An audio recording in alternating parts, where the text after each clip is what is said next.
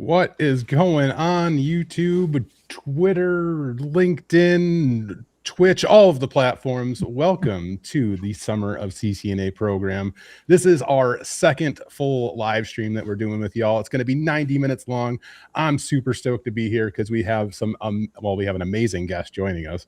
We, of course, also have Jeremy and Chuck here, but we are welcoming Jeremy McDowell from Jeremy's IT Lab with us as well today to talk about labs. So if you guys are excited about that as I am, then you are in the right place. If you haven't signed up for the Summer of CCNA yet, you still can. There's still time to do it. We would love to have you part of the program. So from now until the end of August, we're going to be going through and learning everything that we can about the CCNA. So by the end of this program, you will be prepared to take that exam. And we are so stoked about that. So join us because we do these live streams every single day. Not like this one. These are special. We do these twice a month where they're live for everybody. But you can join us for our premium CCNA where you can sign up for the daily check-ins that we do. So Jeremy and Chuck join us every single day where we do this daily check-in. You guys can ask questions. And of course, you get to learn from Chuck and Jeremy, which is absolutely a phenomenal experience. So I put a link there on the screen. There's a QR code. You can click on that. I'll also make sure that I put links into the chat for you guys as well so you can join that program. But I don't want to take up any more time. I want to get things started. So I am going to welcome our amazing guests to the live stream. Hello, Jeremy Squared and Chuck. Jeremy Squared. It's going to be a lot of Jeremy. I think we were joking in the Slack chat this morning. We're like, we need another Chuck, and so we were renaming you Zach to Chuck Z. Chuck Z. That works. Balance the force. But if you guys have been with us since the beginning, you know exactly how these things are going, and it's like, okay, we're in a longer session this time. Chuck and I are connecting with you every single day for the Summer of CCNA program. We've been talking. I mean, Chuck, I don't know about you, but I am like, at the end of the day, when we start these sessions, I'm like, it is so awesome just to be able to connect with people, hear where they're at in their journey, and it's a blast. But nonetheless, as we've been going through these day by day, there is a constant question that keeps coming up, and it's phrased 1,000 different ways. It's like, what lab should I build? Do I need to build a lab? Do I need to buy equipment? Do I need to just use Cisco modeling labs? What are Cisco modeling labs? What about GNS3? What about EMG? Like, now where do I get this? Like, it's like, and it's like lab. So that's where, as we sat down, we were looking at this 90-minute session. Why don't we talk only about labs and make that the focus? And I was thinking, who do I know that knows a lot? And that's where it's like, oh yeah, Jeremy's IT Lab, where I think, Jeremy, I don't know if this happens to you, but I always get people that are mixing you and I up to where it's just like, you're from CBT Nuggets and I created a YouTube channel online with a free CCNA course. Yeah, people are like, someone asked about Jeremy's IT Lab, and they're like, "Oh yeah, I got my CCNA using his course on CBT Nuggets like 15 years ago." Run, Jeremy. Like, how dare you guys like both teach the CCNA and have the same name? Like, that's just poor planning. Poor planning. So Jeremy is joining us from Japan. Where, what time is it in Japan right now, Jeremy? It's 6:05 a.m. So early morning. 6:05. This is commitment. Canned coffee. Yep, this is commitment. Thank you for waking in the early hours. Chuck, you just came from Japan. You almost, I think, collided with Jeremy at one point, but never actually saw each other. So close, but so far. Yeah, he saw me at Disney. I saw it. Yeah, we were there on the same day, just happened to be. And he just didn't want to say hi to me. I don't know. Maybe, I don't know. Yeah, I was in line. I looked for you. I couldn't find you after that. But so close, but so far. That's funny. That's funny. So this session, I would love to, I think, starting off with a good introduction of the three of us, just giving a sense of CCNA. When did we do it, and how important was labs at that stage? And I'll I'll start just to frame it, and then I'll hand it to Jeremy, and then Chuck, you jump in as well. My experience with CCNA. So I have, funny, I had to pull my transcript because I run an MSP, and we actually get discounts on Cisco equipment by having certified people. And so I had to pull up my transcript, and the people were like, "Whoa!" Like they're like, "You've taken the CCNA exam like 10 times." You know, it's just like attempt. You know, just because over the years, 2000 actually was when I first got CCNA certified. Like Y2K was happening. People are like, the world is going to end, and Jeremy gets CCNA certified. Back then it was there was no simulations. It was multiple choice. It wasn't that big a deal. It was just more like, did you study the book? You'll pass the exam if you can answer some multiple choice questions. But as time went on, and as I began teaching CCNA classes over the years, joining CBT Nuggets and leading those, they started introducing simulations and then adding troubleshooting and things like that.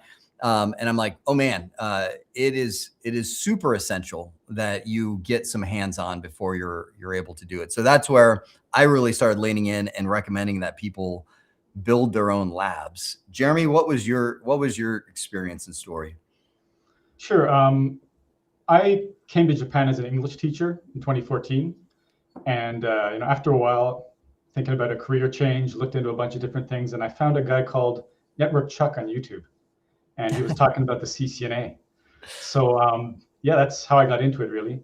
I got my CCNA in 2018, I think, and the CCNA was quite mature by then. There were labs and stuff on the exam, so everyone was saying you have to do labs, you have to do packet trace or whatever it is to prepare for the exam. And that is still the case today. Like, I think labs are absolutely essential for preparation, like not just for the simulations on the exam, but even for the multiple choice questions. Like, to really understand and answer those questions correctly, you have to have experience in the CLI, configuring things, troubleshooting, looking through the show command output.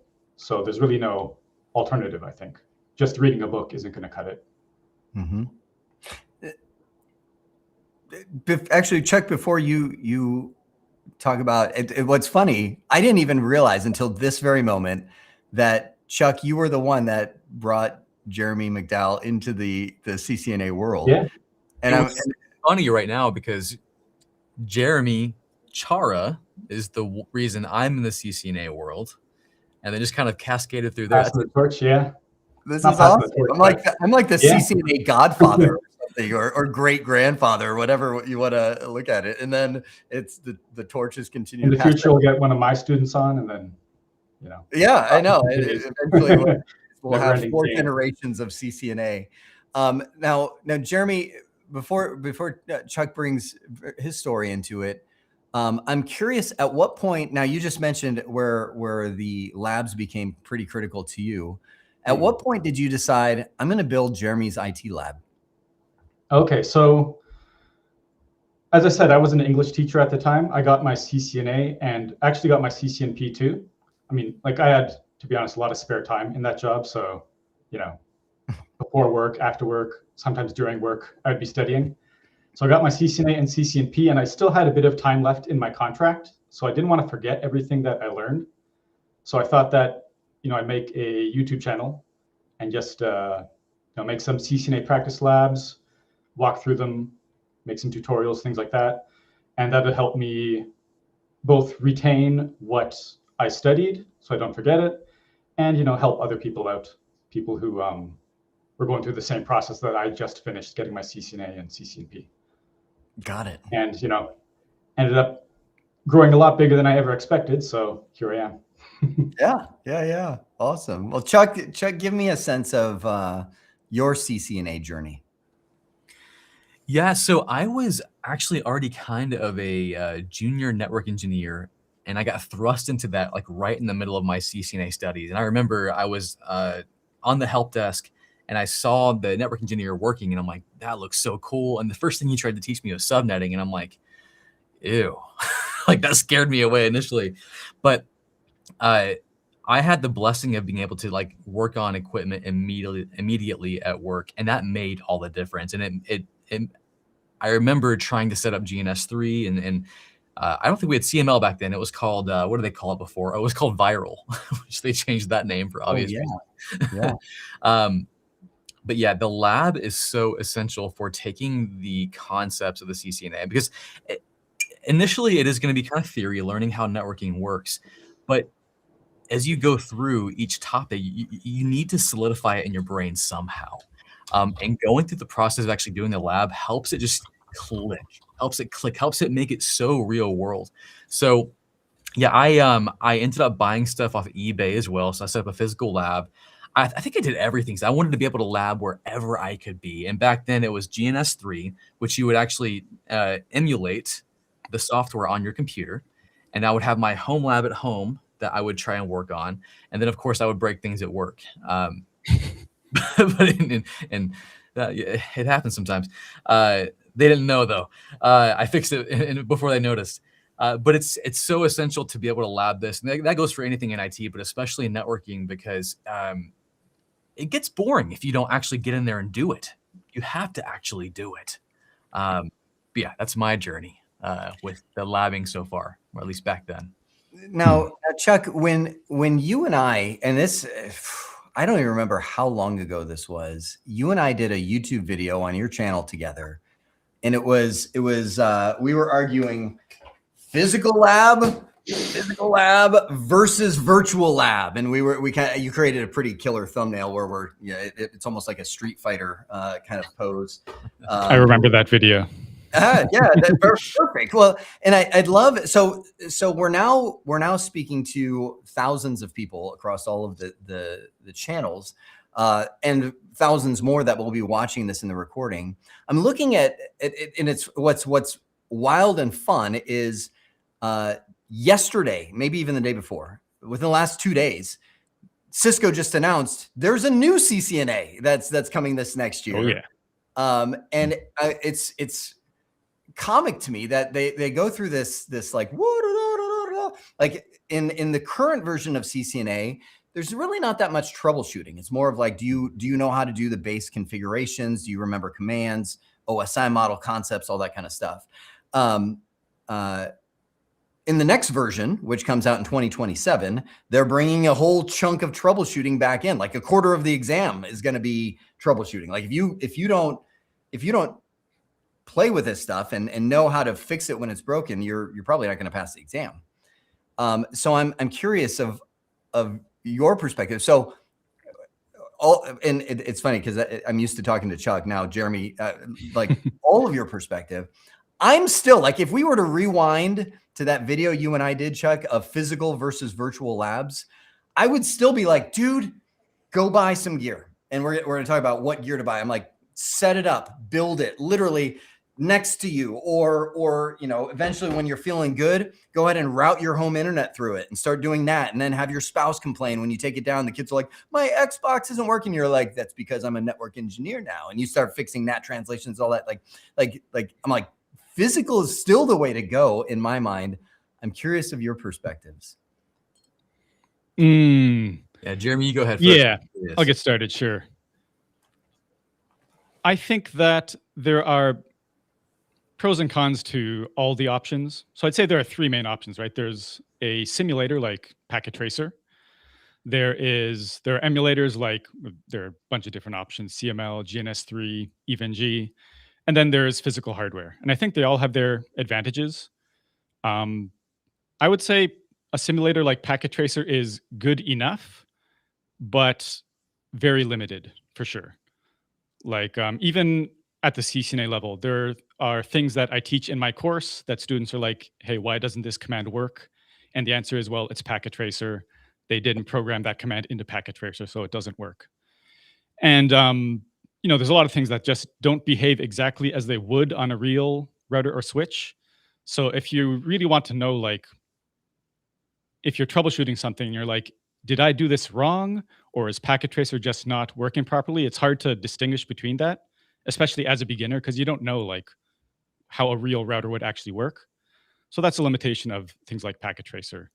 And let's say going up a step to an emulator like CML, in that you at least get real Cisco iOS. So the downside is that it takes a lot more hardware resources on your computer compared to Packet Tracer. So unless you have a pretty solid device, solid computer, you're going to have to keep your labs pretty small, which is manageable, but again, not ideal. And then you can get into hardware, and that I would say is the ideal, especially as a beginner. If you've never touched a real physical router or switch, never cabled them together, see those link lights going as you pass traffic through them. Well, Jeremy, Yeah. I'm so glad you said that, but I wish you would have said it at the beginning where you're like, Okay. because I'm looking at the comments coming in, and someone said, and I think he meant it as a joke, but I'm like, it is so true. He said, "Will CML fill the hole inside me?" And I'm like, like, no, CML will not fill the hole inside of your soul. Like when you actually build it and you see the lights blinking and you're like, that's my internet traffic. And I don't know if you guys have had this experience, but when you actually like we went and built the Network Chuck data center, and we went down there, we racked it all up, and there's just something magical where I'm sitting there, I'm watching the lights, blah, blah, blah, blah, blah, and I'm like, those are people watching our packets right now. Now I have a counter to this though. And I think, okay, so I'm not gonna lie, it is very fun to get that piece of equipment and be like, this is mine. And you can touch it, you can smell it, whatever you want to do to it. And you can plug stuff in. You see like seeing link lights. It's like a Christmas tree. It's just a decoration for me. The wife did not agree. So you have to end up moving it to your closet. It makes your clothes hot. It's just everything in there is just like, it's like a sauna. But I think when you go the emulator route, and again, Jeremy pointed this out very well, McDowell, emulator is real iOS. Like you're actually loading up the software. But what that means is that you're going to be using your laptop or your desktop machine to take hardware resources away from your base operating system and create these images. But it's so cool because you're having to learn a lot in that process. You're having to learn how to even load up the software, how to learn about emulation. You have to learn about virtual machines and potentially Docker containers. There's a lot of learning happening in that moment. And then there's this too. You're kind of realizing that a lot of networking, a lot of devices are virtual. So if you think about the cloud, AWS, Google Cloud, Azure, a lot of the networking appliances you'll deploy, even Cisco, will be virtual. And you'll actually deploy that in the cloud. So I think just kind of jumping into that concept is fun.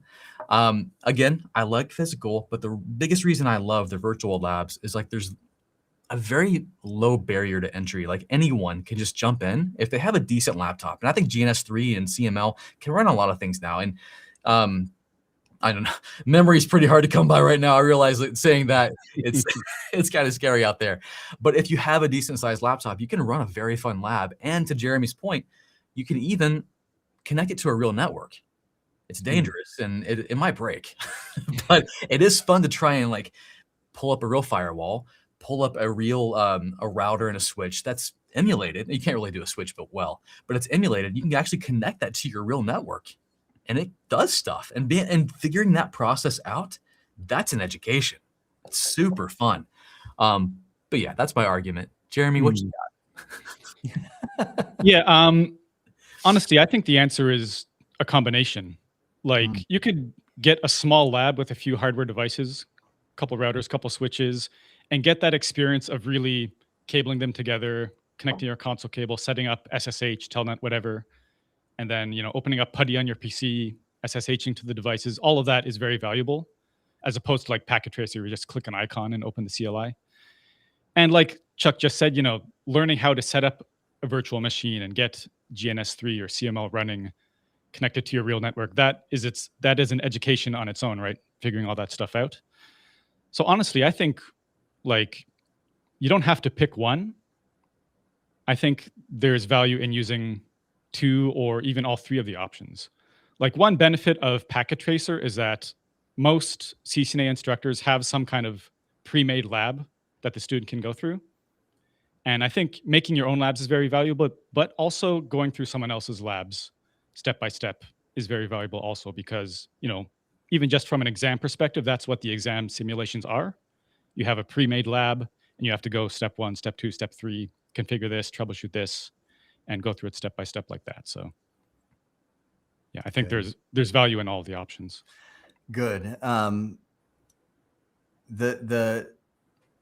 gonna add a piece, and I'm not prolonging the argument, but I just want to make sure everybody that's hearing understands there's a price to pay for every one of them. Like the current course on Sumer of CCNA, we built around Packet Tracer, and my goal was I had heard enough that people are like, I'm in fill in the blank country of the world. You know, I'm in Japan. I can't get a Cisco router. You know, like it's not as easy as you on eBay. You just click and for $20, you end up with a pretty sweet Cisco router sitting at your door in a couple days. I can't get that. And I'm like, okay, so we built it around Packet Tracer. The price to pay for Packet Tracer is initially I'm like, okay, not bad. We're going through. And then I remember because I was so mad. I came out and, you know, it was like one of those kick the dog moments. And I don't even have one. And so I was doing a demonstration I was recording. I'm like, okay, I can't even remember what, I think it was an access list or NAT or something.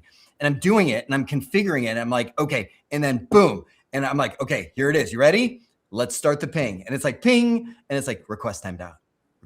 And I'm sitting there. I'm like, why is it not working? But of course, you know, I'm recording it. So I'm like, oh, it's not working. What a great troubleshooting opportunity. You know, and I'm like, let's check there. And I'm like, this is all right. You know, like, okay. And so at that point, I'm like, okay, I'm not recording anymore. I'm like, that people are going to be like, okay, what are we doing here? And so I stopped recording. I'm like, okay, what is the deal? So I'm sitting there. I'm like, you know, and I'm a CCIE. Like I've gone all the way. So I'm like, I know this stuff. What is the deal? And I'm going, and I'm like, I don't get it. So I'm like, you know, and then I'm like questioning like my competence to even be I'm like, what? And so finally I'm like, all right. I'm just going to reboot. I'm just going to reboot. And so I close it down. I restart the whole thing. I bring it back up and I'm like, okay, got the lab and let's start again. And I ping and it immediately starts working. And I'm like, what the, you know, and then that's the kick the dog moment where I'm just like, what are you like? Then I'm just like, because what happened then is I put myself in your shoes, and not you, Chuck or Jeremy. I'm talking like the people that are learning this stuff who don't have the confidence of being in the Cisco world for decades, right? Mm-hmm. And seeing just about every network situation you can. Like at that point, I'm like, oh my gosh, now I'm feeling the pain of somebody who's like, why did this start working? Like, what did I do wrong? Do you have to reboot Cisco routers to make them work? And then you're just like, I don't know if I should be in that way. And I'm just like, oh my goodness. Like at that point, I'm like, Packet Tracer, I'm like, I have no patience for this anymore. But so I would say that's the price to pay on the Packet Tracer world. But when you also start getting into I'm gonna share my screen real quick. I just literally before this installed GNS3. And while Jeremy's doing that, hold on, I do want to say that if you're just joining now, you're like, what the heck is happening? We're talking about the Sumer of CCNA. This is an initiative that Jeremy, Chara, and I have put on this summer to get you guys focused on learning some real solid skills that you're going to need for IT. AI is fun. And I just posted a video yesterday. Trust me, it's fun. But don't get distracted from learning the things you need to learn. You will enhance everything you do with AI if you know stuff. Real stuff. CCNA is one of those things that will get you a job that will be a great foundation for your career. So this is what we're talking about today. Specifically, we're talking about the lab stuff, and Jeremy's about to nerd out on that here in a moment. If you want to join, it's not too late to join. Check out our links below. We'll throw a QR code somewhere. Zach might make some magic happen. There it is. Man, that was magic. That's so cool. We have magic people behind the scenes. But yeah, it's not too late to join. It's very fun. And trust me, like you want to be able to get into our Discord and be surrounded by like-minded people to get this. Just do it. If anything, just have some curiosity and jump in there and see what's going on. That's all I got to say. Jeremy, go for it. Yeah. No, it's good. And I do want to, I don't want to dive off too far on this land. But because I saw it in the question, somebody said, well, AI is going to replace all this stuff anyway. Before I go on my rant of that, I'm curious, Jeremy McDowell, because I haven't heard from you. What is your opinion? Is it all replaced by AI anyway? I really don't know, but I doubt that we're going to like not need network engineers anytime soon. Like I just don't see I don't see that happening like within the next 5 years, 10 years, or whatever. But you know, I could be wrong. But honestly, the way I see it is you just gotta take the best next step that you can now, and learning more never hurts, you know.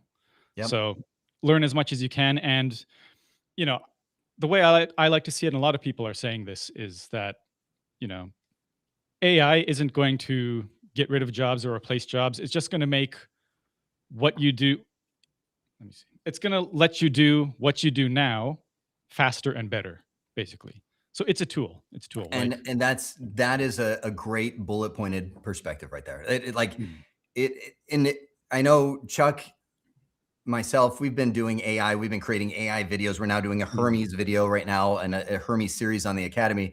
And I've seen it enough. I mean, I've been immersed in it for a year. And I'm like, if you don't know what you're doing, like for instance, if you don't have CCNA equivalent knowledge and you step in and you're like, AI, help me do the network, like you're toast. Like it is.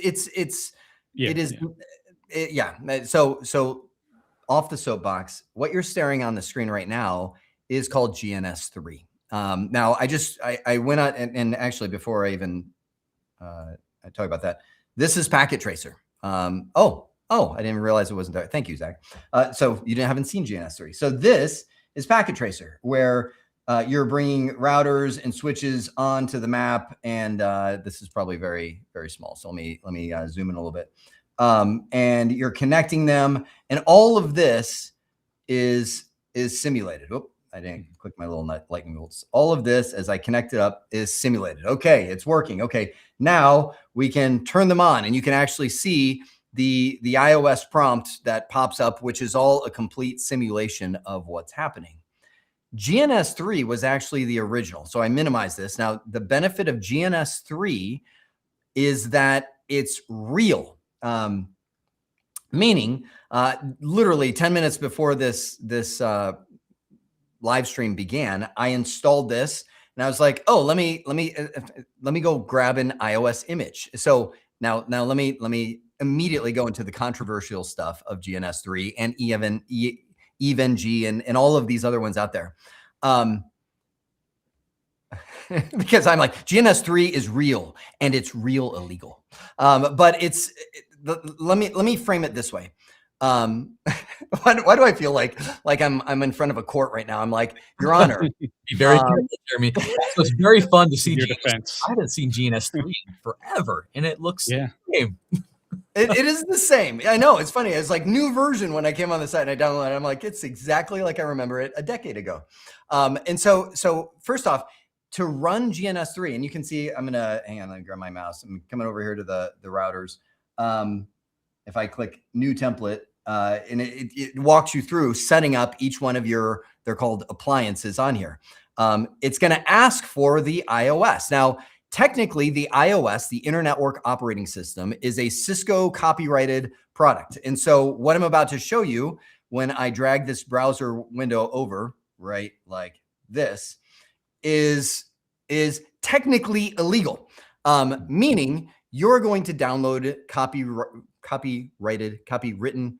protected private property.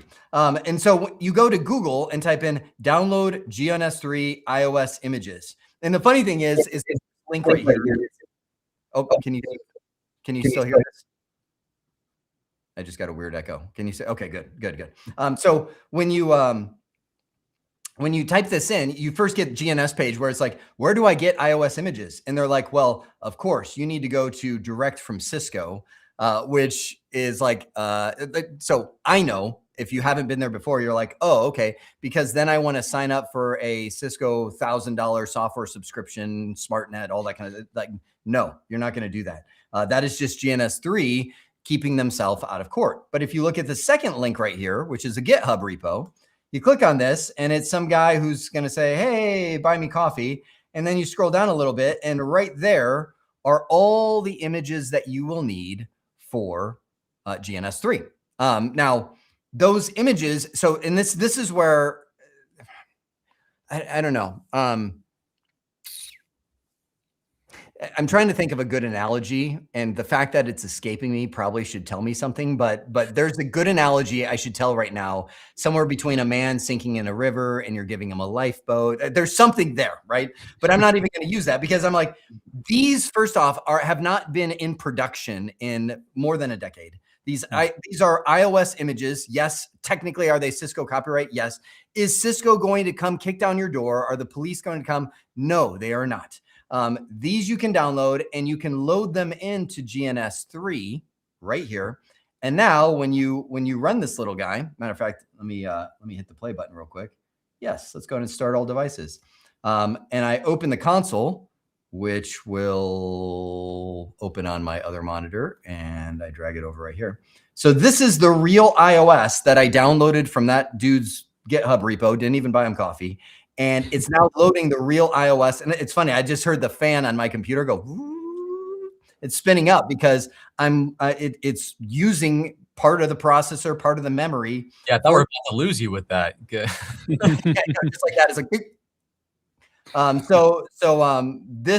this is the real iOS that it's decompressing into memory right now. Now, I'm sitting here wondering why it's not doing anything on my loading, but this is, maybe I'll use this as my point in this. Packet Tracer, the challenge with the simulator is that it'll just not work, and you won't know why it won't work. Or just like Jeremy McDowell said, it's like, oh, well, they just haven't put that command in it. Mm-hmm. This one, you're going to end up spending some of your time, I'm not going to say how much because it's different by person, just getting the emulator to work. Like I didn't plan on this. And actually before I started this, I tested this and it worked, and now it doesn't. Like now I'm like, oh, well, there you go. It's not booting. So let's stop it and let's reset. So part of this is like, okay, GNS3, I don't know if it's open source, but it's definitely open something. And you may find yourself, you might find yourself troubleshooting emulator issues that are there. Jeremy, have you run into this? Oh yeah, for sure. All the time. And yeah, I guess that could be, you could consider that a distraction, I guess, from the CCNA studies. You're like, I just want to study OSPF, and I'm having to figure out GNS3 and getting these routers booted up. So, that could be, I'd say, a distraction, but you could also learn from it, I guess. Like, learning how VMs work and troubleshooting all that stuff is a valuable skill, but it's not necessarily what you want to be doing right now as you're trying to, troubleshoot OSPF, not GNS3, And that's a really good point, Jeremy, because just approaching your time to study and like getting yourself motivated for that point is hard enough. Like, I totally understand. Like, some days you're like, I'm ready. But when you've had a long day at work, you're coming home, you're like, the last thing you want to do is have to study something. And then all of a sudden your lab isn't working. And you're like, yeah, I was looking for an excuse to not study anyway. There it is. That happens. Yeah. Like I just want to do the CCNA lab, and now I'm having to like Google for how to get GNS3 working or something. Yep. Yeah, it's like not what I want to be doing right now. Yep. Now, and that's where I'll say the pain of physical gear. So this is a Cisco 1921 router. See if I can get it in there. An out of focus one. Right about that. So this is a 1921 router right there. Come on, please. Sorry. Oh, there we go. The cafe router that is right there. And you can see this has 2 gigabit ether. Oh, beautiful. Oh, Zach, just when I thought, right there, 2 gigabit Ethernet ports right here. You've got your console port, your aux. I bought this off of eBay, and the minute I got it, I was like, ooh. I pull it out of the box. I plug in the console cable, which is sitting right here on the top, and I turn it on, and there's no iOS in the router at all. It boots up. It's like, oh, ROM on, which pretty much is the mode that you end up in if you have no iOS image. So even though I'm like, oh, I'm going to go the real device route, you still may find yourself searching the web for pirated iOS images that you can download and put on your device to do it. Because again, Cisco long ago came out. They said, we are a software company. We're not a hardware company, even though they make hardware.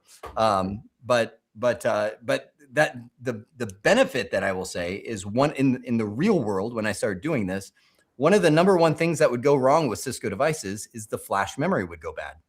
And at that point, you've got a device that won't boot. So I'm not going on this long story just to come up with my final counter argument against you, Chuck. But you did. But I did. But I did. So the skills that you learn in repairing that iOS is definitely something that you would need to have when you are using real devices in the real world. So emulators, not bad. Simulators, a little less than not bad. But at the end of the day, I think having something that you can go in quickly and get the practice that you need, that's the pinnacle. Yeah, for sure. For sure. Like, I think I'm repeating myself and stuff that you guys have said, but you know, like when you're sitting down to study for your CCNA, you want to study for your CCNA, right? So, you know, if you got all these issues with the lab going on, they can sort of be distractions, even if those will help you learn valuable skills. You know, sometimes you just want to study what you're studying, you know? So having as little friction as possible, I think, is always a good thing, especially at the beginning. Like if you're starting completely from zero, you don't know anything really much about IT, networking, virtual machines, all that stuff. Keeping the friction as low as possible, I think, is really important. So just having a lab that is easy to set up, reliable, and, you know, just works, I think, is really valuable. Yeah, it totally is. But also, it can get kind of expensive to try and buy a lab. We totally understand that. So you could also just like maybe buy one router or one switch, and then also connect your laptop to that and run emulated switches and routers. You can do that. There's a way to do that. It's very cool and it's fun to figure that out. So there are options and you can mix and match. But and the point of all this is labbing is awesome. And either way, whatever situation you approach, you're going to end up learning something. Just don't get too frustrated. I want to pause for a minute because I think I've been watching these questions on the side just tickering up. I want to take just a minute and let's answer some of the questions that are coming in. Some of them are on topic and some of them are all over the place. Like anyone going to be at Cisco Live next week? Chuck, are you going? No. I next week? There. Yeah. Next week, really? Yeah. So Jeremy is going to be here in my office. Jeremy Chara, not McDowell. McDowell's going to be. Am I?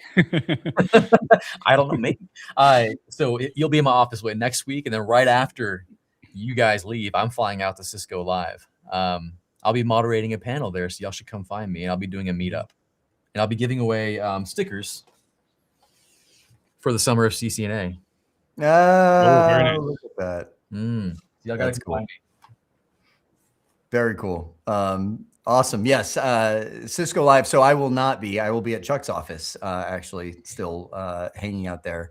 But I did Cisco Live for actually back when it was called Cisco Networkers for 12 years. So I was a presenter at Cisco.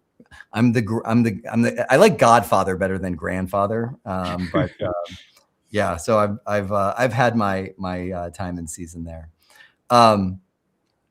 Let's take a few more questions. Zach, I know you're still there. Have you been watching the questions? Have there been any great ones that you see coming in?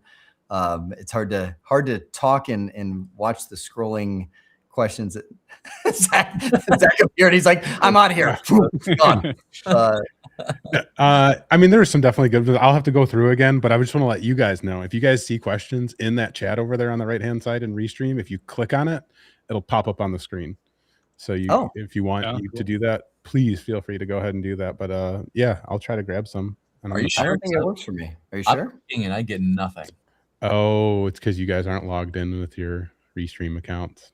Womp womp. I'll do it. I got you. So there is a question from I won't even try and say the name. It says, is the iOS like the OS for the router? Jeremy, iOS, is that like the OS? It's not like the OS. It is the OS for the router. Yeah. It is. So it's just an operating system. Like on a PC, you'd have Windows or Mac OS or some kind of Linux. iOS is that operating system, but for a Cisco router or switch. Yep. And Yeah. and so and actually let me that actually okay, now you got me going. That is Ew. I'm gonna draw something. That's now I gotta close all these GNS. So I saw a good question here. Is it safe to download those images on GitHub with everything that's been happening recently? This doesn't matter if there's been a recent outage or not, or recent GitHub infiltration. You should be wary of anything you download. So like even that thing Jeremy showed you, like be careful with what you're downloading. They may say old Cisco images. They may be masquerading as something else. Just be cautious. Run some malware scanners on it when you download it. Do not take our word for it if it's good or not. Check it yourself always. Yep, agreed. So those iOS images, you'll download them. And I just want to make sure since the question was asked, they are actually .bin file, which is a compressed version of the iOS. It's fairly small. It's somewhere between, depending on the iOS version, like 5 megabytes, maybe 20 megabytes in a feature-rich version. But that's the compressed version, and you put that into the flash of the router or switch. Switches use the same operating system. And so that'll sit in there, and the flash is like the hard drive. So you kick the power on that thing, and that's where you see the pound symbol. I can't do it so fast. I'm like a 386 processor. Pound, pound, pound. It's putting pound symbols across the screen as it's booting. And what it's actually doing is taking that image from flash into memory and decompressing it. And so that operating system is now running in memory, and that's what allows it to sit there with your blinking cursor in the terminal, blink, blink, blink, and then you type in enable. You're now sitting in the iOS. So that's the process. That's what the iOS is, and that's what you're downloading, is just the compressed version. So what the emulators do is they actually make the bin file believe it's actually running on a Cisco device. So it simulates the hardware of a Cisco device to the bin file, which allows it to boot, and then you actually use the real iOS image. And again, Packet Tracer is a simulator. GNS3 is an emulator. EVE-NG, EVE-NG is another emulator. Jeremy, Chuck, are there any others that you guys use besides Cisco Modeling Labs? I'll keep that one out. No, I use CML and EVE-NG.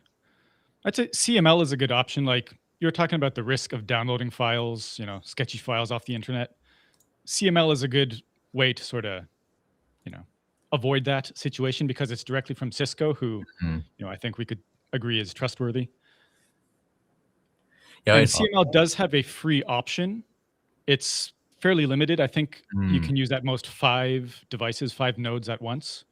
But, for the CCNA, you can do a lot of the stuff that you need to lab with just 5 devices. So that's a pretty good option. So I'm curious, why did you choose? And so I will be fully transparent. EVE-NG, I've installed it once. I got it running, and I was like, oh, why do you like EVE-NG over GNS3? Well, I'm studying for my CCIE now. And most of the CCIE labs that you can get from instructors, they're made in EVE-NG. So that's why I'm using it, to be honest. Now, I'm not sure why. Like, it seems like EVE-NG is the standard for like sort of higher level studies. Mm-hmm. And, to be honest with you, I don't know the reason for that. Mm-hmm. But like personally, if I'm doing my labs, I like CML because, that's sort of like that's the legitimate option. It's from Cisco approved. So that's what I like to use. But for, when I'm doing other people's labs for CCIE, I have to use EVE-NG.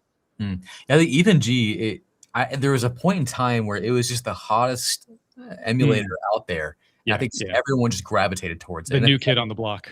Yeah, it was the new kid on the block. You could run, it could run more stuff than GNS3. And I think it definitely feels like it has more, it can run more than just Cisco, right? It can run other routers and switches as well. So that's pretty sick. I saw a question real quick, just a sidebar. So please, if a person wanted to start hacking, what is the course to cover? CCNA. What do you think you're going to be hacking, dude? The network. You got to learn how it works before you can hack it. So I just wanted to answer that one question. Now, I will say a little fun fact about iOS. Let's go iOS. It used to be like some weird proprietary thing, but now more modern versions are actually based on Linux. You can actually run some Linux-based commands like cat, tail, man, ls. So it's actually pretty cool now. Yep. Good. And I think I saw, and I've seen this feedback as well online, is EVE-NG is a lot more stable than GNS3. And rightly so. It's a paid product. When you pay for something, you're going to expect it to be reliable and awesome. Whereas the free stuff is like, hey, you get what you get. And so GNS3 is one of those, if you want to hack your way through it, like even doing this right before, like as soon as I powered it on, it's like, oh, your Dynamips version is not compatible with set. And I'm like, what? And so I'm sitting there like trying just on a clean install of the thing. I was already getting errors right from the onset. I got it working mostly, as you saw in my demonstration, but it's definitely a hack your way through it. But again, free is a good price to pay. Oh, I saw a question flash up there really quick. Now it's gone. Now it's gone. Okay. I'm going to step into a part of the conversation that I'm hesitant to do because I've done this before. And I think the last time I did it, Chuck, was when you and I had our physical versus virtual conversation. And I said, here's what you should buy on eBay. And I started listing off all of the different routers that you could purchase to do it. The challenge that I have with doing this is I know we're talking to thousands of people and thousands more will see it. When you see these model numbers, people are like, oh, I'll just go get that then. And so basic supply and demand happens. And so shortly thereafter of doing one of these live streams, all the prices of those devices are like through the roof because everyone's like, that's what I need to buy. Right. And so they all get gobbled up. So what I did, I'm going to try this. Let's see if it works. Zach, I'm sharing the screen again. Also keep in mind, like Jeremy's going to show you eBay, and that's obviously the most convenient option, but you can also find local places around you that will sell used equipment. There are companies that actually their entire business structure is going to other companies and taking their Cisco hardware, their old Cisco hardware, and recycling it. And what that means is they're going to take it, wipe any proprietary information, and then sell it at a cheap price. And you can find these in your local area. Yep. You can. And obviously, if you see anything that is a disco router, you probably don't want to buy that one. A Crisco router. So I fed my notes into AI to create the slides, and obviously it saw disco. Physical gear, why it still matters, et cetera, et cetera. We talked about that already. So I promised when I was first putting the Sumer of CCNA group together, I said, I'm going to show you for under $200 how you can build a pretty awesome home lab. And so what I've got here is the $150 starter lab. So two Cisco, and actually I've got them right here. These right here are probably one of the most fundamental switches that you can use. It is a Cisco 2960. They are 100 megabit per second fast Ethernet connections. These two are gigabit connections over here, which used to be like, wow, those are killer. And that's why, as you can see on the screen, you can get these and like $30 to $45. I'm like, including shipping, right? Because you can usually get these for 10, 20 bucks if you're looking on eBay. You know what's funny? I was just having lunch with Anthony Garone, who many of you in this program know. We've had him on a number of times, and he's like, "Where can people get this stuff?" And I'm like, "My garage," and I literally have cabinets full of switches like this. And the funny thing is, I put them on. What did I put? I put them on Facebook Marketplace and Craigslist for $10 each. I'm like, come get like these Cisco switches, $10 each. Nobody. Like I have stacks of them. He's like, dude, you should like sign them and ship them to people. And I'm like, I don't want to ship them to people. That's hard, And so nonetheless, like sometimes those local places you can find stuff like this, 2960. And by the way, when you buy this stuff, I mean, you can use, like, I still have an old Cisco switch right now running live my production network that runs the storage servers that help us produce the videos we do. So you're buying, the way you can convince anybody who is going to prevent you from purchasing it, like a spouse or a friend or someone, you're investing in your network. That's what you can say. You're going to use this for a long time. Yeah.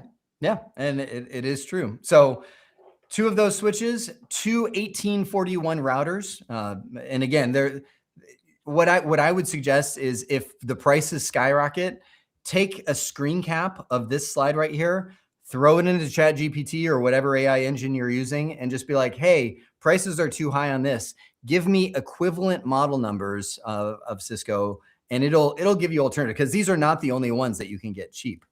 You want to get a console cable. Now, this is a USB-C to RJ45. So this side goes into the Cisco device. This guy goes into your computer. And this is what allows you to configure these things out of the box. They also have many different flavors of these kinds of adapters. And then you need some patch cables, like $150. You now have a physical home lab that you can study almost everything that's in the CCNA exam.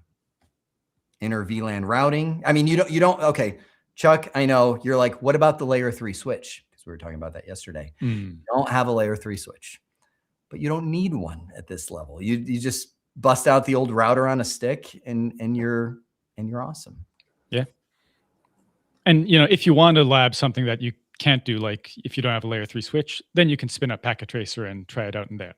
Right. Actually, that's a great point. And actually, one of the things you may find, like when you move from iOS 12 to iOS 15, I've gotten that question a lot, is like, what if I can't run iOS 15? The only thing that you miss is IPv6, which it's a thing, but it's not a thing. Like, yes, people use IPv6, but if you're studying for CCNA, it's going to be an honorable mention at best. It's not going to be a core part of the exam. And just like Jeremy just said, that's what Packet Tracer's for. Yep. All right, you ready for the next step up? This is for CCNP studiers. Oh, wait, no, I have another slide. So what you can lab, what you can't, yada yada. Okay. The middle tier, CCNA sweet spot, which is pretty much everything that you can do. And this is where, and I would say if you're planning to go on in your Cisco journey, this would be a good way to go. So $400. Every time I talk about money, I'm like, I'm selling something. This is like, this is just a general budget of what you're looking at. So again, same routers, or you might go with 2811 routers. I don't have any of those sitting beside me, but those are nice beefy ones with a lot of modules that you can interchange. There, your 3560, that is your layer 3 switch. Layer 3 switching allows you to move data between VLANs without needing a physical router. So you can then at wire speed.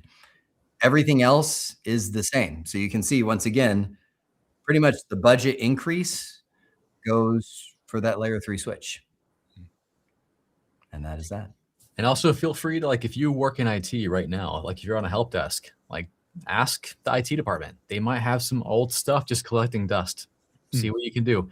Also talk to other people in your department. Like there may be network engineers who have a lab that they will let you use, or they got old stuff.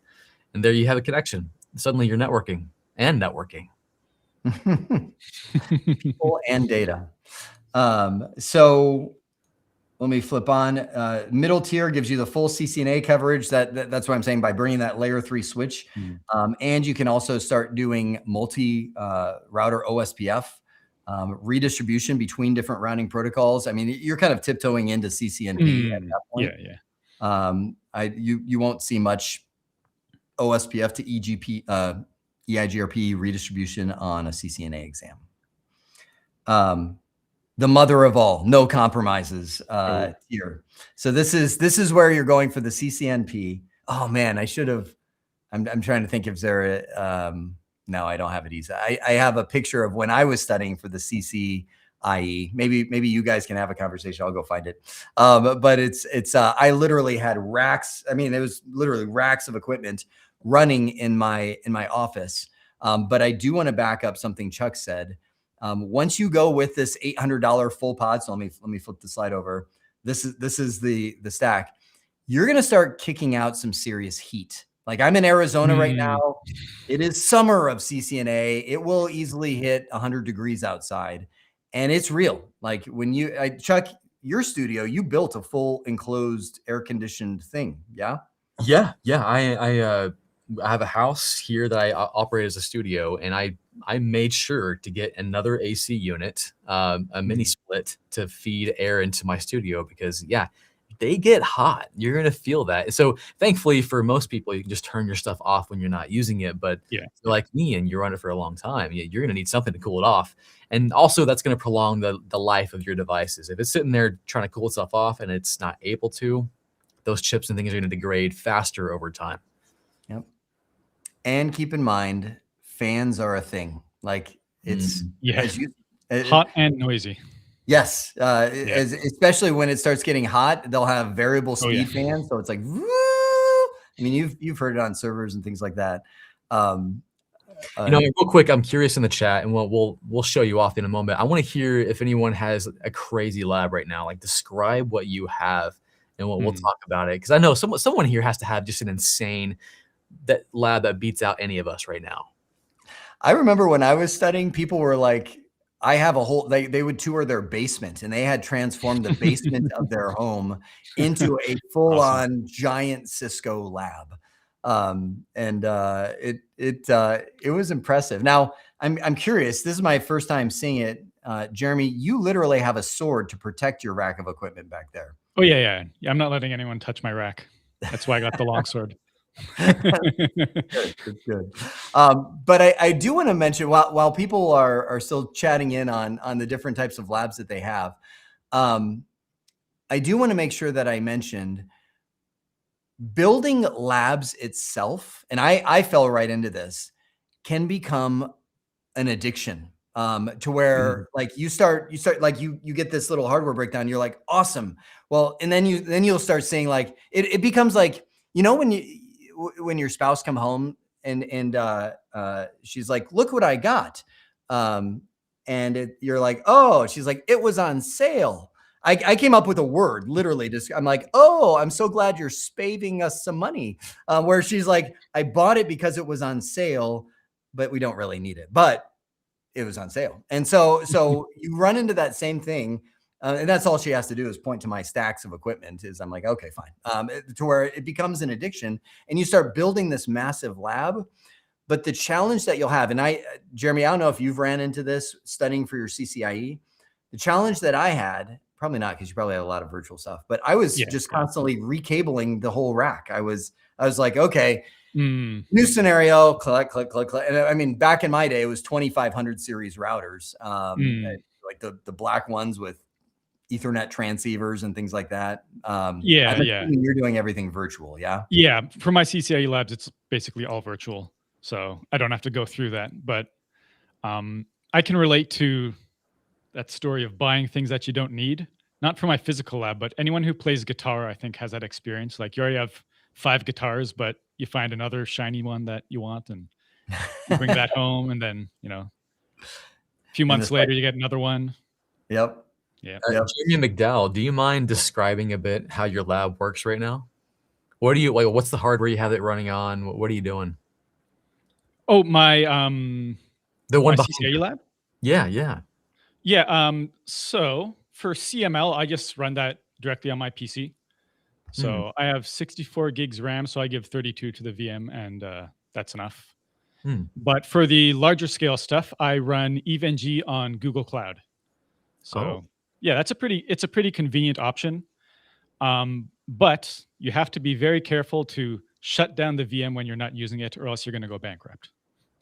So like if you're going to do a lab, turn on the VM, get the server running, do it for a few hours, and then remember to turn that off, or else you're going to have a pretty big bill at the end of the month.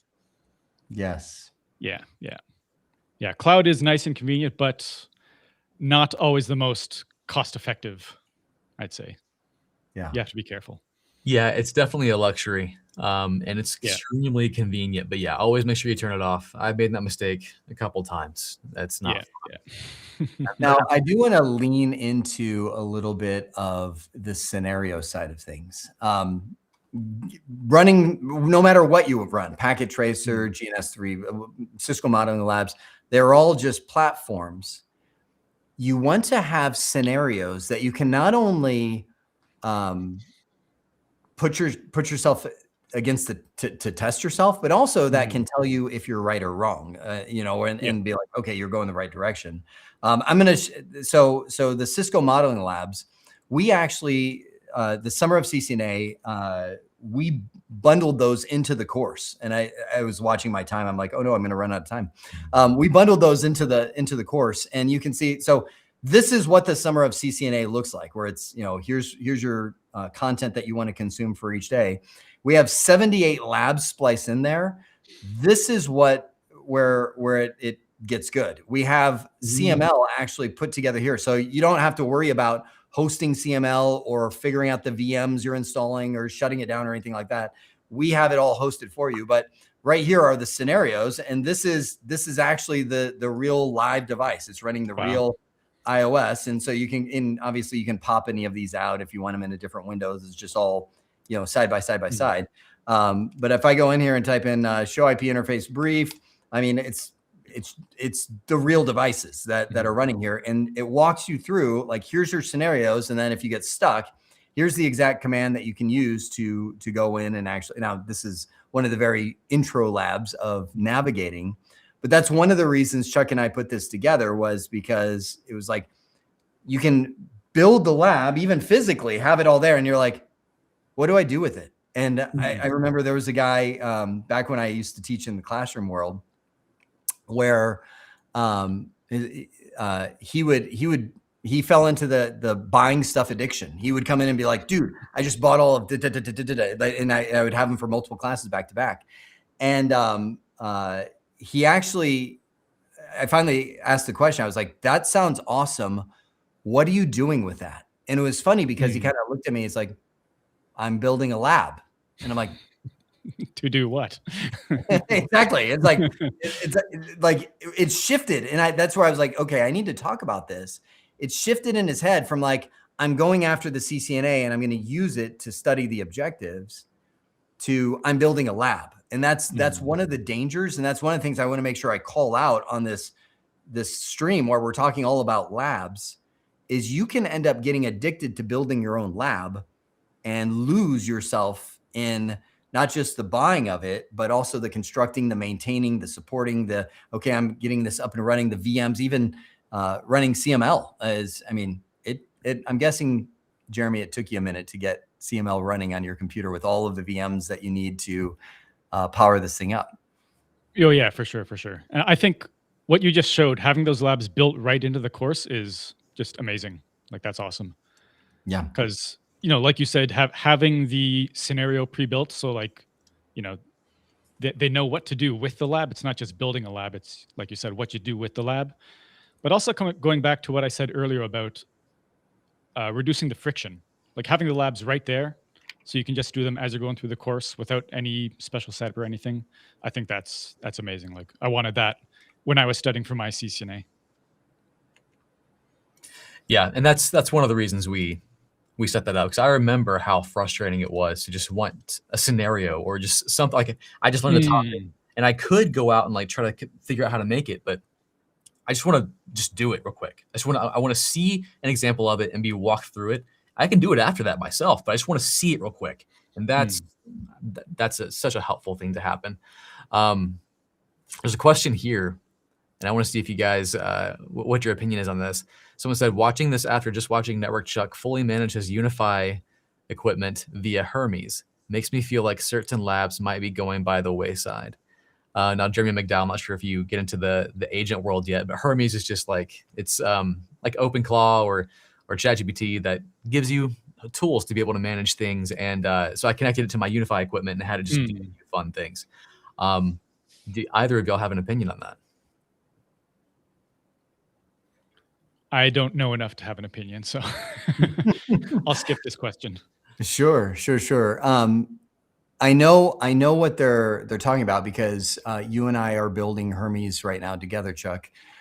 It's having an agent. So I've done this, by the way. I've done this. Of course, you try just about everything at your home, and so Ubiquity is. Right now it's kind of it's a great, what do they call it, prosumer platform where it's for people that know enough to be dangerous, but it automates a lot of the things, but you got to be kind of technical to get into Ubiquity. So the beauty of Ubiquity is it is very low cost. They're creeping up, but for the most part you can get some pretty solid WAPs. So long story short, I went nuts, and this I'm getting to your question, Chuck, because I'm going to tell you the danger of this. I went nuts. I have 18 wireless access points for my home. In your Wow. Shut up. Your manor? Is that your manor? The manor. I mean, all of Jeremy's house right now in different areas. I know. It's like, this is my third arm that's growing from all of that. So I have 18 WAPs, and yes, it is. Wow. It's indoor, it's outdoor, it's updoor, downdoor. It's everywhere. Do I need that many? No, but I bought. So I'm like, I've got them. Why not use them, right? And so one of the challenges is the channels coverage, right? With wireless, you end up with all these different channels and all. So I'm like, oh, this is going to be so perfect. So I set up, this is before Hermes, I set up an OpenClaw instance. I tie it into the Ubiquity API. And I go, okay, can you see my Ubiquity network? And of course, OpenClaw is like, I see it all. I've got it all right here. I'm seeing it. And I'm like, okay, tune the channels of my 18 WAPs so that we can have good non-overlapping coverage. Jeremy's thinking like, okay, because this is going to go in and be like, okay, let me ask some intelligent questions and all that. And it's like, I got you. And I'm like, you got me. What? And then it's like, and like, as I'm watching it go through, it's responding. All of a sudden it dies. And I'm like, which is, and the whole thing went offline. It like went in, it started taking, it was like, so I was like, what have I done? Why did I do this? And so now I'm spending the next 2 hours manually reconfiguring, because it was like, oh, I just decided to do this. And I decided. And so this is where I come back to people that are like, AI is going to take all of our jobs. I'm like, you got a minute on that. Just keep taking those, as you said, McDowell, the next best step. Like AI is an awesome tool sometimes, but my word, it is not ready to take over anything. And like, yeah, far from it. Yeah. And so someone who really knows what they're doing with AI, even in its sort of imperfect state, incomplete state as it is now, someone who knows how to use it well is really dangerous, really capable. Like you can do a lot with it, but someone who doesn't really know what they're doing on their own using it is dangerous in the other meaning of the term, as in like going to cause a lot of damage somewhere. So yeah, most definitely. Chuck, have you thrown AI at your network yet and had any great or terrible things that have happened to you? So I'm at the point where I won't let it do anything without extreme explicit approval. It's fantastic at discovering things. It's actually amazing at troubleshooting things. So I'll point it and say, like, here's my network, go figure it out. It does a pretty good job at getting the lay of the land. And I'll say, hey, tell me if there's any port that's flapping. It'll find it. It connected to my MikroTik switch, found some flapping ports. Fantastic. So I would say it's getting better, but for very simple situations. If you were to connect it to an enterprise network that has more than just one switch, it has maybe the size of Jeremy's house, maybe. It might struggle. 18 laps. Zach, do you mind sharing my screen real quick? So this is actually from the new CCNA coming out in 2027. They're like, yes, AI is on the exam. And one of the things you have to be able to do is evaluate output from digital network assistants, which is their very fun way of just describing Hermes or OpenClaw or ChatGPT.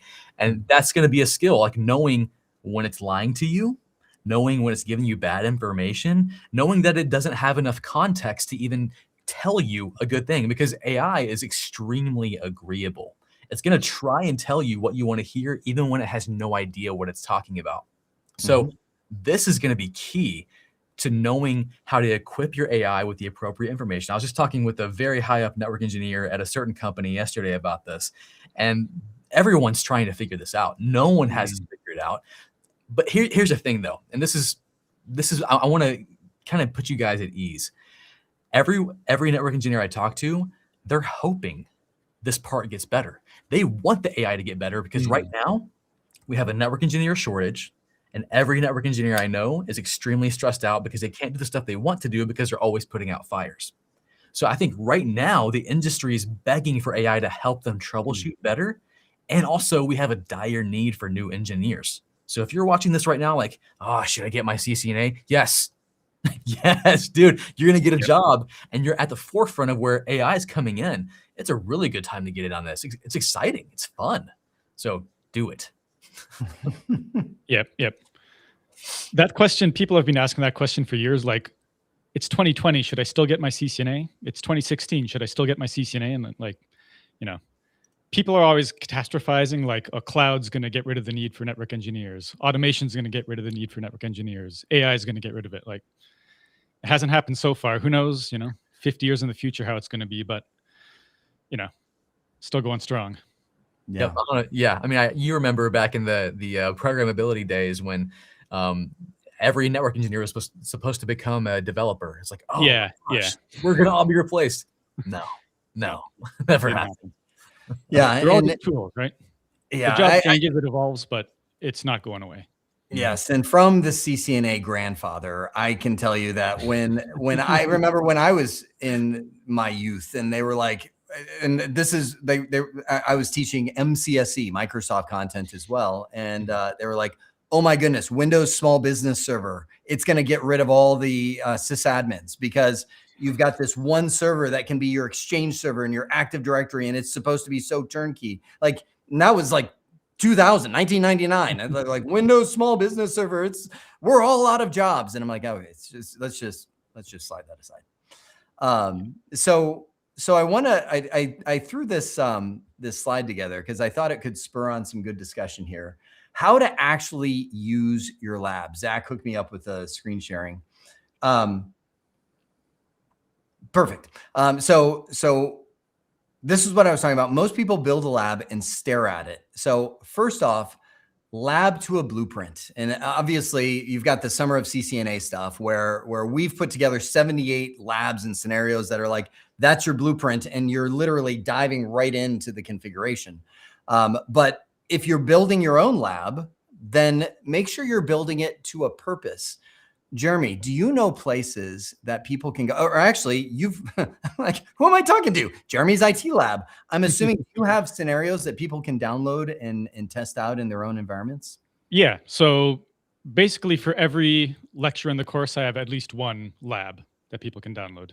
I use Packet Tracer in my course, but I mean, you could build those labs in CML or anything else. But yeah, like, you have to get that hands-on experience. Like, it's essential. And I think any good CCNA course will have those labs available for you, so you don't have to build it all yourself.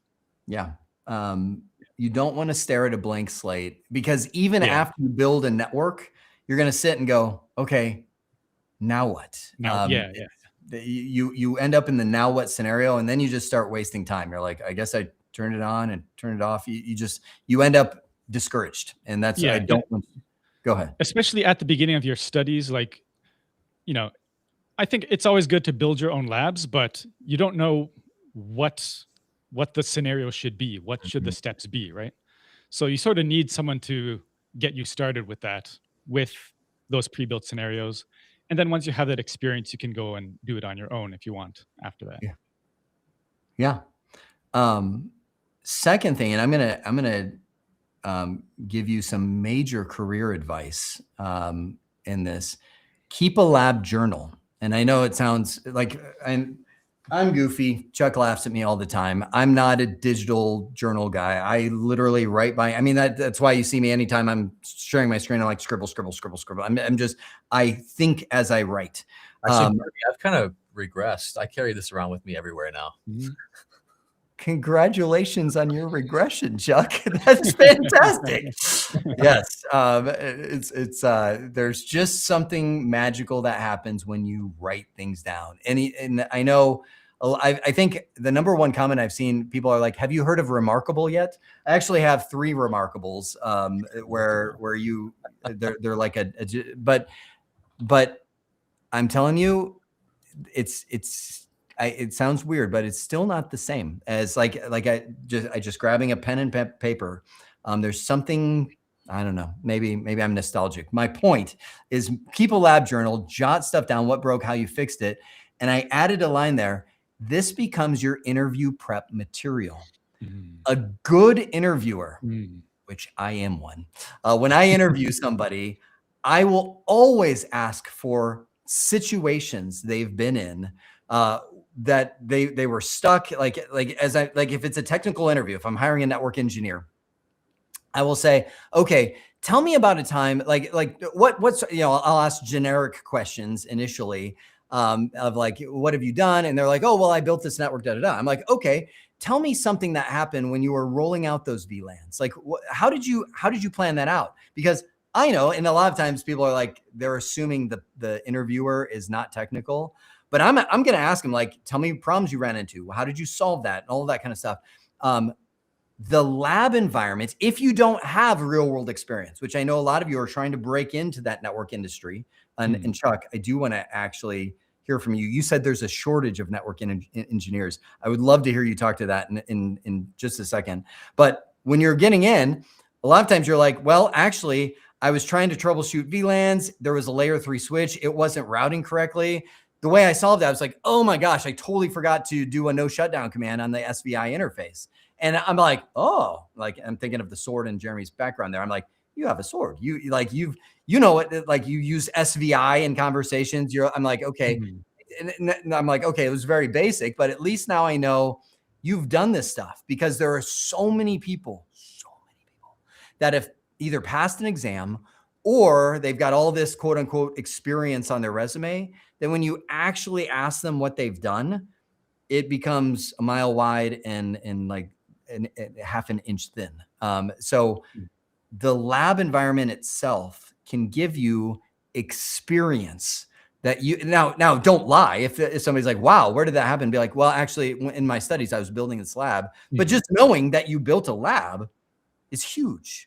And I would take it a step further. So like, definitely keep that journal. It's such a smart idea, but also like set up a GitHub, and whenever you lab something, document what you built, document what went wrong, and then how you figured it out and solved it. That, I mean, if I had an engineer or a potential employee come to me and they're like looking for a job and they had a GitHub with that, I'm like, come on, I want to hire you right now. That's amazing. That will set you apart. Yeah, getting into IT with zero experience can be difficult. So you want to do what you can to sort of differentiate yourself from other people, right? So having that sort of that study log, whether it's on paper or on GitHub, I think that would be a big advantage for sure. On top of having your CCNA. Oh yeah, which you studied for via the Sumer of CCNA. Look at that. He's plugging for it. Chuck, tell me about what you're hearing on network administrator shortages.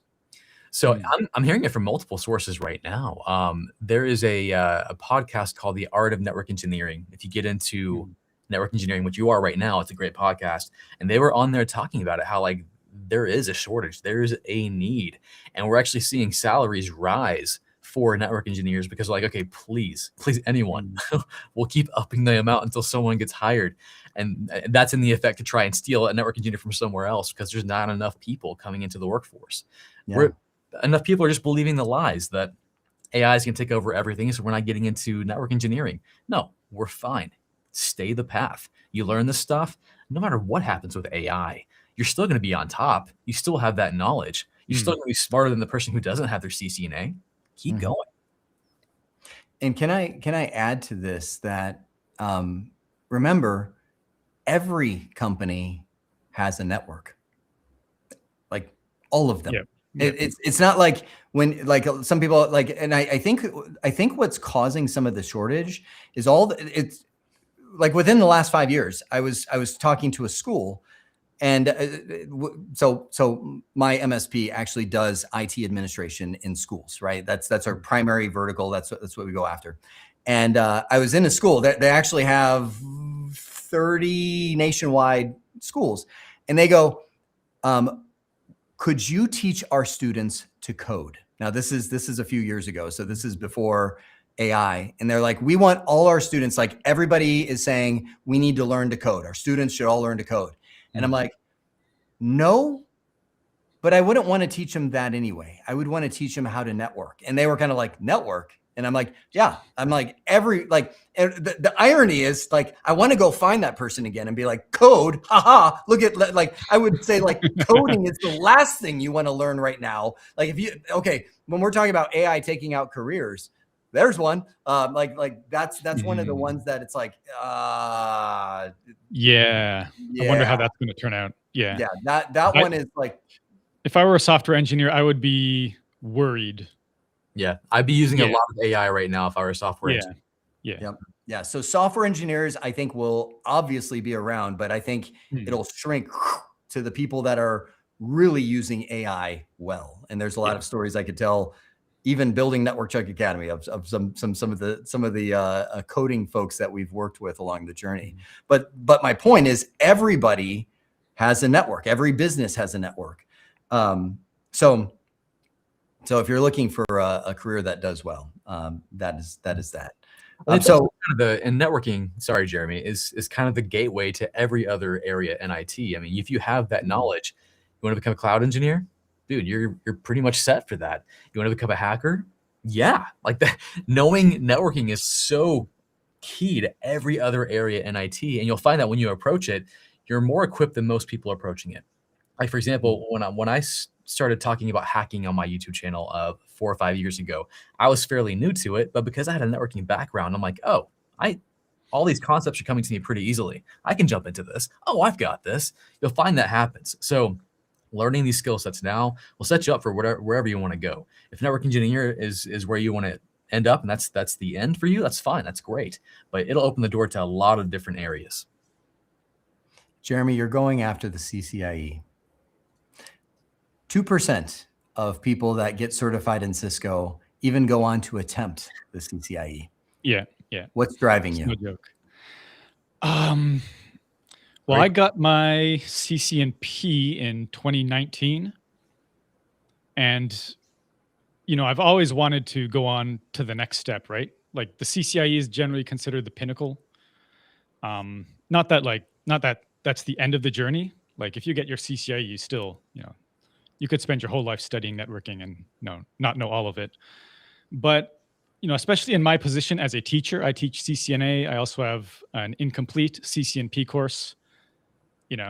I figure like I need the street cred. I got to prove to people that I know what I'm talking about.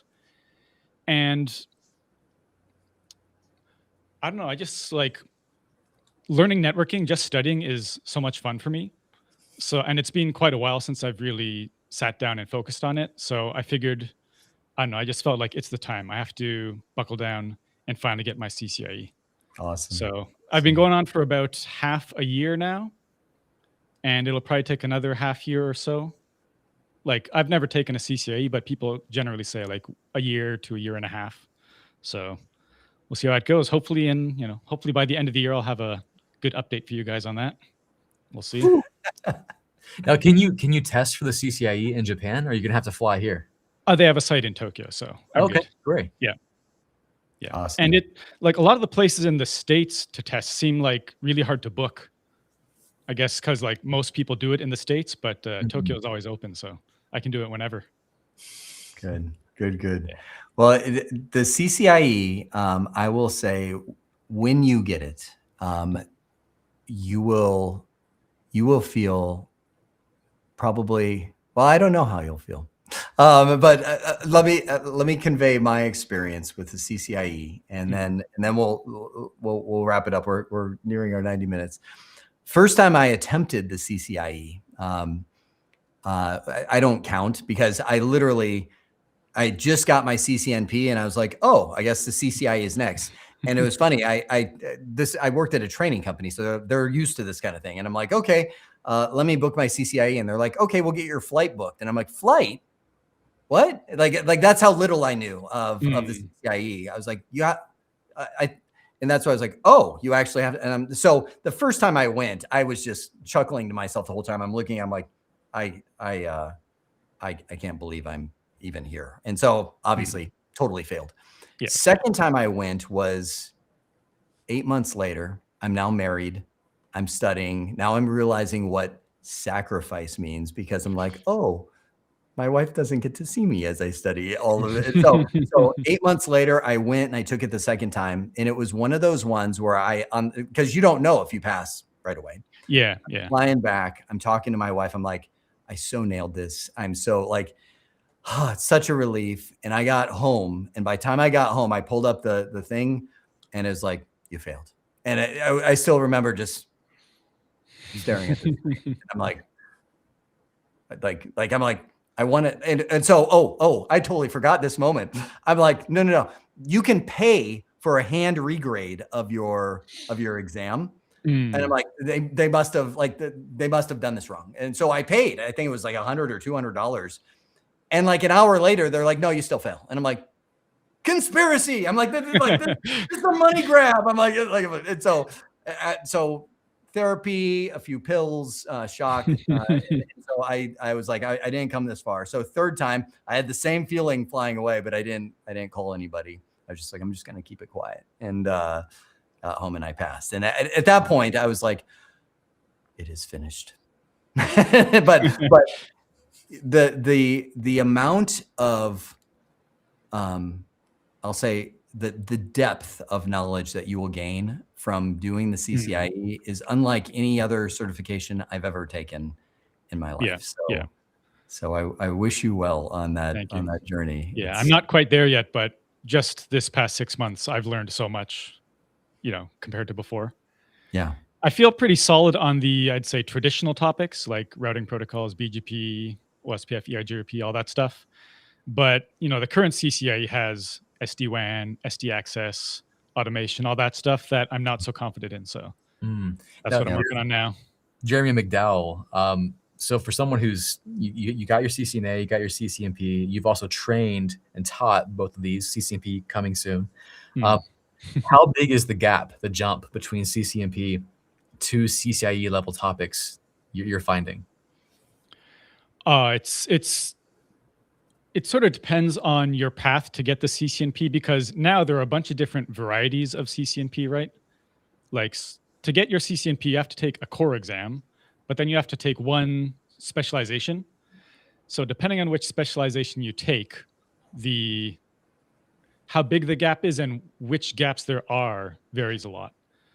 So if you take the standard, like the specialization is called NRC, that's like the routing focused one. From what I've heard, that's actually not that far off from the level of the current CCIE. Oh. Because they've added so many of these new topics like SD access, SD-WAN, automation, all that stuff. From what I've heard, it's taken away a bit from the traditional topics like routing and switching that you might have before. So it's surprisingly not that far off, but I haven't taken the exam yet. So, I could be here like, it's not a big deal. And then I go and totally fail the first attempt, which is, to be honest, the likely outcome. So we'll see. Yeah. But just in terms of the overall amount of information, it's a totally different beast. Like the exam blueprint is so wide. There are so many things you have to know. And it's not just like describe this, identify this. Like you have to know it in and out, be able to configure it, troubleshoot it, and also design it, because there's a design section to the exam now. So, it's a totally different beast. I'm excited to follow your journey. It's going to be cool to see you get it. I know you'll get it. It's going to be awesome. But I'll get it. I don't know if I'll get it on the first try, but I will get it. Yeah. No, first try. You're going to do it. I'm betting on it. All right. Let's do it. Welcome back, Zach. Any other questions that you've seen as you have been? I saw Restream just be like, you just passed 1,000 questions, and so awesome. There have been so many questions, so I don't know how much time you guys want to take, but there have been, just a ton of questions that have come through. But I do want to take a moment just to thank Jeremy from Jeremy's IT Lab for coming here and joining us. If you guys have not yet subscribed to him, I'll put a link to for his YouTube channel in chat below. Please make sure you guys give him support. And what I think what's really important about this, what I want you guys to take away is Jeremy from Jeremy IT Labs, he creates content that can help you study for the CCNA. So you're probably wondering, why are we telling you that when we have the Summer of CCNA? And that's because knowledge is power. And the more knowledge that you can gain, the more resources that you can utilize in your journey, the better you're going to be. So by no means do we look at Jeremy from Jeremy's IT Lab as a competitor. We look at him as part of the community. We are all part of the same community. And I think what's so valuable about this is that we come together and we help you. So no matter, what resource you're utilizing here, the community as a whole, when you're getting into information technology, is so supportive of one another. So again, if you haven't, please go subscribe to Jeremy, and please join our Discord server as well, because that's where we're going to have all of our communication and collaboration with one another. So we would really love to see you there, of course, but we're there to help you. Like, that's what this is all about. That's what all of these live streams are all about. And of course, the Summer of CCNA. We want to support you and do everything that we can to teach you all the things you need to know to be successful. So thank you again, Jeremy. My pleasure. Like, just to expand on what you said, like, use multiple resources. Don't just use one course. Like, my course is one resource. Summer of CCNA is another great resource. There are books out there. Like, everyone has their own preferred method of learning.